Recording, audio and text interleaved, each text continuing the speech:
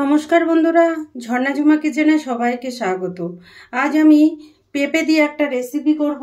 খুব সিম্পলভাবে তৈরি করব রেসিপিটা। সেই জন্য দেখেন এখানে আমি পেঁপে নিয়েছি, দুটো পেঁপে নিয়েছি আর একটা আলু নিয়েছি। তো আমি পেঁপে আর আলুগুলো কেটে নেব। দেখেন এখানে আমি পেঁপে আর আলু কেটে নিয়েছি। আর দেখেন এইভাবে কাটতে হবে। আলুগুলো এইরকম পাতলা পাতলা করে কেটেছি আর পেঁপেও কিন্তু এইরকম পাতলা পাতলা করে কেটে নিয়েছি। দেখেন কত সুন্দর কেটে নিলাম। আর কেটে এগুলো ধুয়ে পরিষ্কার করে নিয়েছি। কড়াই আমি গ্যাসে বসিয়ে দিয়েছি। আর এখানে দেখেন 1 গ্লাস মতো জল দিয়েছি, ছোট গ্লাসের 1 গ্লাস জল দিয়েছি। আর এখন আমি এই আলু আর পেঁপেগুলো দিয়ে দেব। এগুলো হালকা সেদ্ধ করে নেব, একদম গলিয়ে ফেলবো না, কিন্তু হালকা ভাপিয়ে নেব ব্যাস। দিয়ে দিলাম নুন,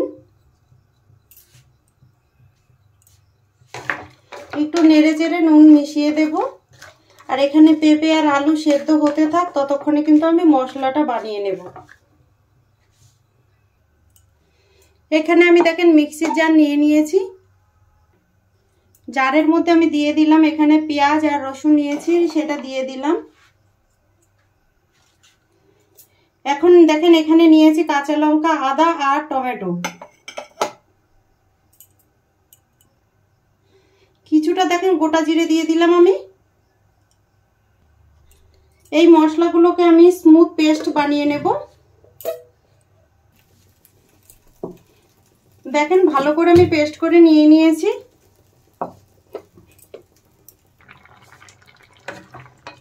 এদিকে দেখেন পেঁপে আর আলু কিন্তু ভাপানো হয়ে গেছে। এখন আমি এগুলো জল থেকে তুলে নেব। আর এই জলটা কিন্তু ফেলে দেব না, এটা আবার কিন্তু পেঁপে রান্না করতে লাগবে। কড়াই গরম হয়ে গেছে, এখন আমি একটা মশলা বানিয়ে নেব। এখানে দেখেন গোটা ধনে নিয়েছি, জিরে নিয়েছি, রাঁধুনি নিয়েছি আর নিয়েছি তেজপাতা। এখন এইগুলো আমি ভালো করে ভেজে নেব শুকনো খোলায়।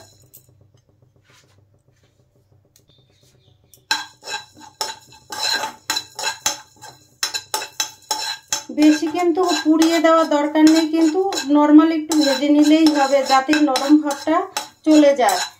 তো দেখেন জিরে মশলাগুলো আমার ভাজা হয়ে গেছে, আমি এখন তুলে নেব। বেশি মশলার টেস্টটা কিন্তু খারাপ হয়ে যায়। দিয়ে দিলাম আমি সর্ষের তেল। ফোড়নে আমি দিয়ে দিলাম গোটা জিরে, তেজপাতা। মশলা দেখেন ভালো করে ভাজা হয়ে গেছে। এখন আমি এর মধ্যে দিয়ে দিচ্ছি সেদ্ধ করা পেঁপে আর আলু।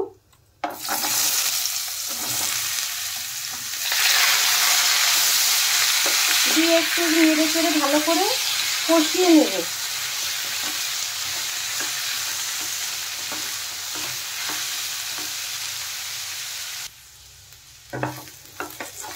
দেখেন পেঁপে আর আলু কিন্তু ভালোভাবে কষানো হয়ে গেছে।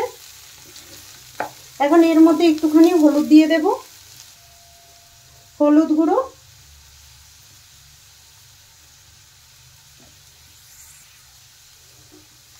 হলুদ গুঁড়ো দিয়ে দেওয়ার পরে আর একটু নেড়ে চেড়ে কিন্তু ভেজে নেব।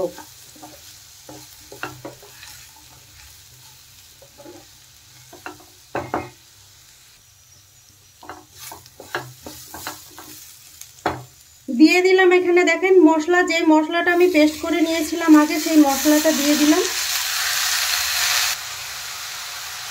লঙ্কা গুঁড়ো, যে যেরকম ঝাল পছন্দ করেন সেই রকমই ঝাল দেবেন।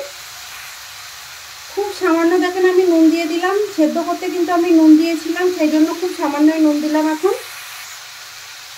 এখন ভালোভাবে কিন্তু নেড়ে চেড়ে মশলাটা কষিয়ে নেব আমি। মশলা কিন্তু যত ভালো কষানো হবে সবজিটা খেতে কিন্তু তত টেস্ট হবে। আর মশলা কষানো ভালোভাবে না হলে কিন্তু মশলা থেকে একটা কাঁচা গন্ধ বেরোবে।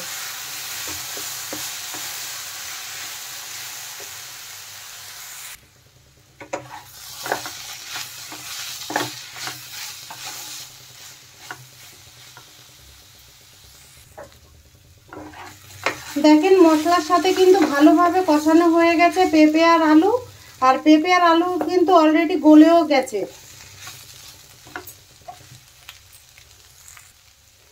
পেঁপে সেদ্ধ করার যে জলটা আমি রেখেছিলাম সেই জলটা আমি দিয়ে দিলাম, দিয়ে একটু নেড়ে চেড়ে ভালোভাবে ফুটতে দেব। আর সামান্য জল দিয়ে দিচ্ছি।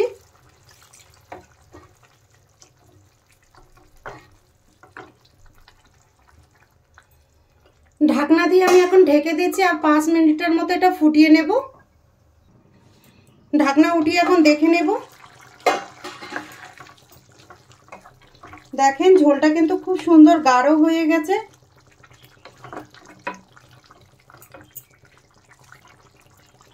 প্রথমে যে মশলাটা আমি ভেজে নিয়েছিলাম সেই মশলাটা আমি এখানে বেটে নিয়েছি, দিয়ে দিলাম মশলা বাটাটা, দিয়ে দিলাম কিছুটা চিনি। চিনিটা চাইলে কিন্তু আপনারা স্কিপ করতে পারেন।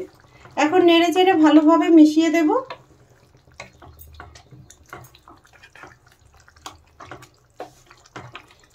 আর 5 মিনিটের মতো হতে দেব। ঝোলটা আর একটু গাঢ় করে নেব আমি। দেখেন তৈরি হয়ে গেছে, এখন আমি নামিয়ে নেব।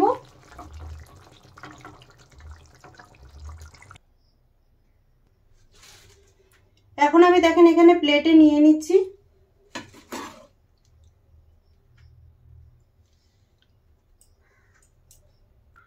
পেঁপের এই রেসিপিটা যদি আপনাদের ভালো লাগে তাহলে আমার চ্যানেলটাকে সাবস্ক্রাইব করবেন, লাইক করবেন, কমেন্ট করবেন আর অবশ্যই শেয়ার করবেন। আর এই রেসিপিটা কিন্তু এইভাবে আপনারা বানিয়ে খেয়ে টেস্ট করে আমাকে কমেন্ট করে জানাবেন। ভিডিওটা দেখার জন্য আপনাদের অনেক অনেক ধন্যবাদ।